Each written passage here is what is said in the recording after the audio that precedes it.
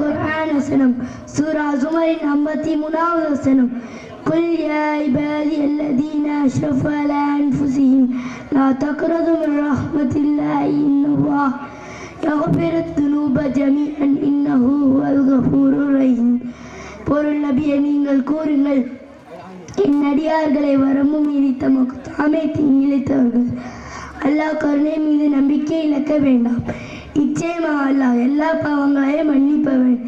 நிச்சயமாக அவன் மிக்க மன்னிப்பவனாகவும் மிக்க கருணையுடையவனாகவும் இருக்கிறான்.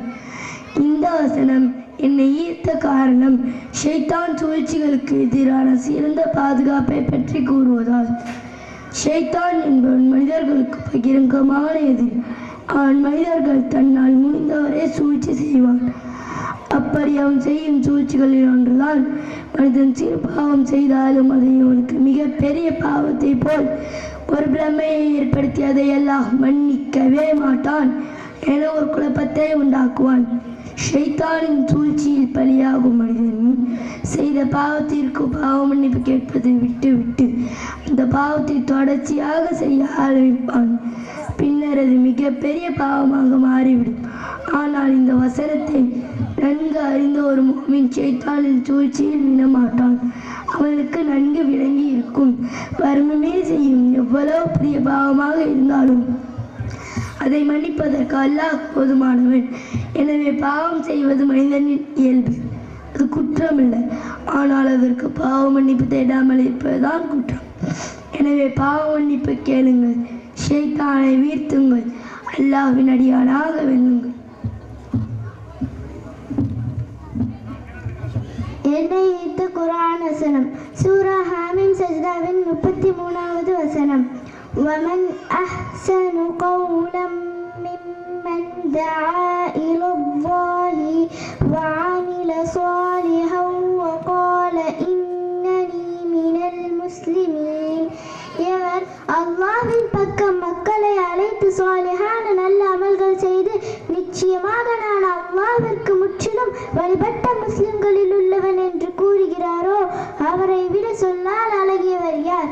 இந்த வசனம் என்னை ஈர்த்த காரணம் சொற்களில் அழகான சொல் எது என்பதாக அல்லாஹ் கூறுவதால் மனிதர்களுக்கு தான் பேசுகிற பேச்சில் மிகவும் பிடித்த பேச்சு தன்னை பற்றி பெருமைப்படுகின்ற விஷயத்தை மற்றவர்களிடம் கூறுது என்று நினைக்கிறார்கள். நான் டாக்டராக இருக்கிறேன், நான் ஆசிரியராக இருக்கிறேன், நான் பணக்காரனாக இருக்கிறேன், நான் அந்த விஷயத்தில் கெட்டிக்காரன், நான் அதை செய்கிறேன் இதை செய்கிறேன் என்று கூறுவதுதான் பெருமை என்று நினைக்கிறார்கள். அதுதான் சிறந்த வார்த்தை என்று கருதுகிறார்கள். ஆனால் நம்மை படைத்த அல்லாஹ்வின் பார்வையில் எது அழகிய சொல் என்றால் நான் முஸ்லிமாக இருக்கிறேன் என்பதுதான். சொல்லுங்கள் சத்தமாக, நான் முஸ்லிம் என்று.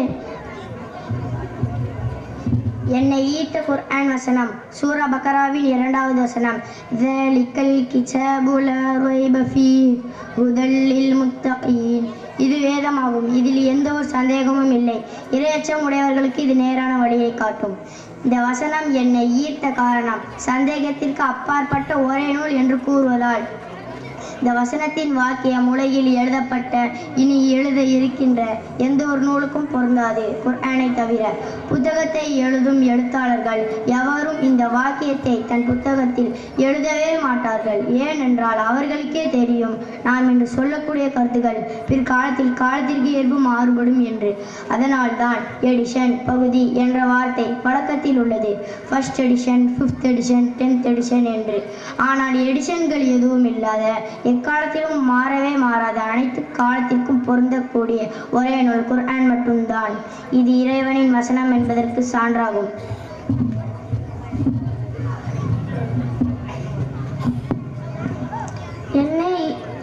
என்னை ஈர்த்த குர்ஆன் வசனம் சூரா ஆல இம்ரானின் 160வது வசனம் இயன்சுர்குமுல்லாஹு ஃபலா காலிப லகும் வ இயஹ்துல்கும் ஃபமன் தல்லதி யன்சுருக்கும் மின் பஹ்தி வ அலல்லாஹி ஃபல்யதவக்கலில் முஃமினூன். நம்பிக்கையாளர்களே, அல்லாஹ் உங்களுக்கு உதவி புரிந்தால் உங்களை வெற்றி கொள்பவர் எவரும் இல்லை. உங்களை அவன் கைவிட்டு விட்டாலோ அதற்கு பின்னர் உங்களுக்கு எவர்தான் உதவி செய்ய முடியும். ஆதலால் அல்லாஹ்விடமே நம்பிக்கையாளர்கள் பொறுப்பை ஒப்படைக்கவும். இந்த வசனம் என்னை ஈர்த்த காரணம் அல்லாஹ்வின் மீது பொறுப்பை சாட்டுதல் பற்றி பேசுவதால். இன்றைக்கு மக்கள் தனக்கென்று ஒரு தேவை வரும்போது அதை எப்படி செய்யலாம் என்று திட்டம் வகுக்கின்றார்கள். மற்ற மக்களிடம் ஆலோசனை கேட்கிறார்கள். என்ன செய்தால் தேவை நிறைவேறும் என்று யோசனை செய்கிறார்கள். ஆனால் நம்மில் எத்தனை பேர் ஒரு தேவைக்காக அதன் ஆரம்ப கட்டத்தில் அல்லாஹ்விடம் உதவி தேடுகிறோம்? அந்த தேவையில் அல்லாஹ்வை ஞாபகப்படுத்துகிறோம். இன்று நமக்கு தினமும் செய்யும் காரியங்களே அல்லாஹ்வின் ஞாபகம் வருவதில்லை. சொல்லுங்கள், உங்கள் எத்தனை பேர் வீட்டை விட்டு வெளியேறும்போது துவா ஓதினீர்கள்? வாகனத்தில் ஏறும்போது அல்லாஹ்வை ஞாபகப்படுத்தினீர்கள்? இனியாவது நம்முடைய காரியங்களில் அல்லாஹ்விடம் பொறுப்பை சாட்டுவோம்.